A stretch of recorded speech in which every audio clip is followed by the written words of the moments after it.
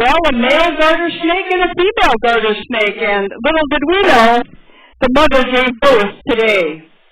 She started birthing little baby snakes at about 1 o'clock this afternoon, and at about 3 o'clock she was still working at it. So we've got little baby garter snakes. Garter snakes, for those of you that don't know, are native to the area, and they are non-poisonous. So for all you kids and snake lovers, or even though you're not a snake lover, you want to see a baby garter snake that's only a couple hours old, just head down to the Northwoods Ecology Hall. Well, let's talk a little bit about Lucky and Holly and what's in their dinner bag. Well, let's see, we've got a couple things in their dinner bag today. They've got an apple, red grapes, romaine lettuce, some dried cranberries, salmon-based trail mix that's got salmon-based dog food in it and peanuts. So they've got quite a variety, but being omnivores, of course, they've got the cranberries, apples, grapes, and romaine, which is typical of an omnivore, not much in the way of protein. Well, some Polly bears right out front there working on her dinner bag. Let's talk a little bit about Holly. She's our 3-year-old female from the state of Arkansas. She was born of a wild mother and separated from her mother due to a wildfire. A gentleman picked her up, and she's alive today because of his efforts, but unfortunately he kept her in his house. Well, we don't ever recommend you do that, although he did save her life. It's not wise to take a small cub and bring them into your house, because small cubs turn into big bears. She was confiscated, taken to Appalachia Bear Rescue in Tennessee, and deemed non-releasable. We heard about Holly Bear's situation in December of 2013, and we said we would be happy to take her for her forever home. So Holly Bear arrived here in December during the holiday season of 2013, and that's why Holly gets her name Holly. And she's also named after a wild bear food called the holly berry, which is about the size of a pea, only it is red in color. Now, Lucky Bear, the one who walked away with his dinner bag into the trees there, he usually comes back in about 5 to 10 minutes after he's done eating. I can't guarantee it, but he usually does. He's a 9-year-old neutered male, and he comes from the state of Wisconsin. He has a similar background. He was born of a wild mother, and we're not too clear on the circumstances, but he was taken out of the den by someone, and we're not really sure why. Here comes Lucky back. Lucky is coming back, pretty much on schedule, and he will walk right up to the scale in hopes that he can get a few more treats from the folks down below. Well, Lucky Bear was found wandering in a neighborhood at the age of about 5 or 6 months, and he was taken to a Wisconsin rehab facility, and he too was deemed non-releasable. Well, we said we would take Lucky rather than have him euthanized, and we just made that decision one day before Lucky was to be euthanized, and that's how Lucky gets his name. He's lucky to be here, we're happy to have him, and therefore his name stuck as Lucky. When Lucky arrived, he was about a 20-pound cub, and now he is about a 420-pound, handsome 9-year-old mature male, and Holly Bear is about 261. Both of these bears have their summer coats on now. They're sporting a summer coat. They have shed their winter coat, and how do I know that? Well, their coats are, number one, nice and shiny, and more than anything, their guard hairs are laying close to their bodies. By guard hairs, I mean the hairs that are about 3 to 4 inches long. They lay very close to their body because the winter coat underneath, or the undercoat, is now gone. Our goal here at the North American Bear Center is to dispel some myths and misperceptions you may have about black bears, and you'd be surprised how many there are. And I'll go here through the numerous exhibits and videos here in the exhibit hall. We attempt to dispel them with some scientific facts based on research of over 40 years that was done here in the Ely area. A little bit more about Lucky and Holly. These two bears have become friends. Of course, we are in captivity, so it's somewhat unnatural for a 9-year-old male and a 3-year-old female to be best of friends, especially this time of year. But again, as I said, we're not in the wild. We are in captivity. The only time you would typically find a 9-year-old male and a 3-year-old female together would typically be the month of June. June is the month of mating season, and black bears are born usually late January, and it is delayed in plantation. Well, I want to talk a little bit more about the North American Bear Center here. Besides having black bears, we have a lot of other things as well. The 2.5 acres here, as you look out over the pond and waterfalls, is all natural.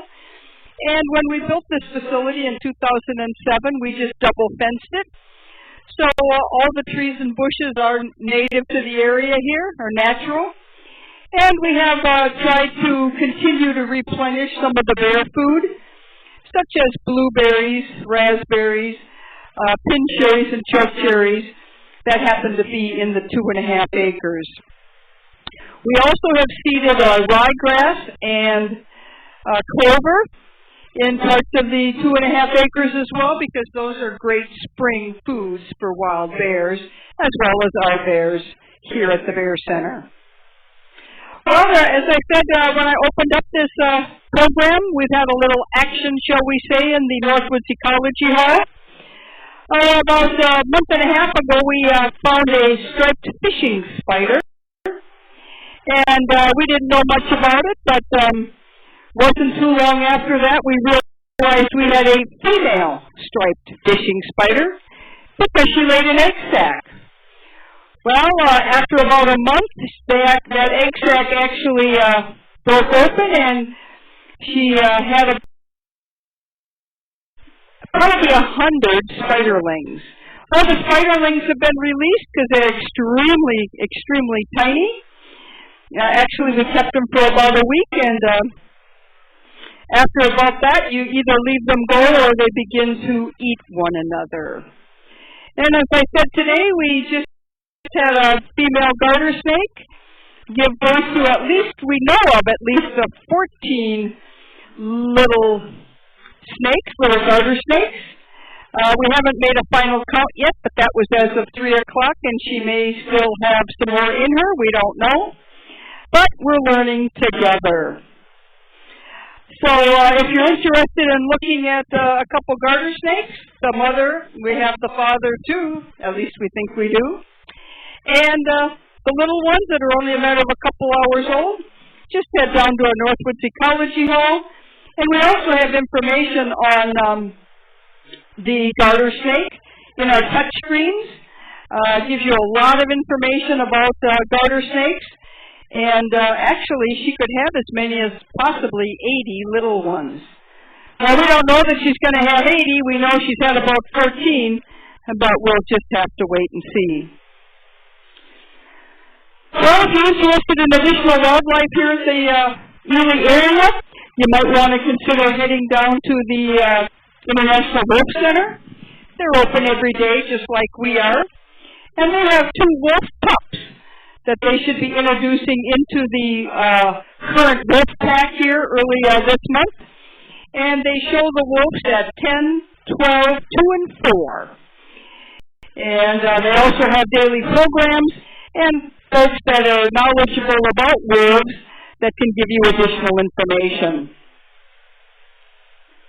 If you've enjoyed your stay here at the North American Bear Center, you may consider coming back. Especially for families, it is really more advantageous to buy a membership than it is to come back a couple times. And if you want to know some of the benefits of being a member here at the North American Bear Center, feel free to ask one of our sales associates at the front desk. they'd be happy to share all the membership advantages with you. And of course, we have various levels of memberships for individuals, parents, grandparents, and even a lifetime membership. Again, if you have enjoyed your trip here at the North American Bear Center, you may want to give us a shout-out on TripAdvisor. We appreciate any comments you may make on TripAdvisor. It helps us know and understand what you're looking for in a positive experience here at the Bear Center, and we look at it frequently to make adjustments in our programming. Well, Lucky looks like he's moving on, and so is Holly. Actually, I'm not sure what Lucky's doing right at the moment. He's kind of looking up at the people up on the deck, and I think he's actually been bothered by a few flies, and something scared him.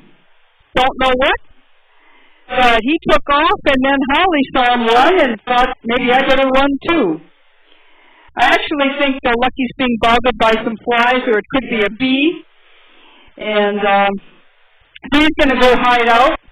Holly didn't think it was anything big deal, so she's back looking for food. And that little demonstration of Lucky, I told you he's about 420 pounds. A good example of he was sitting down and all of a sudden he got up and he was on the move.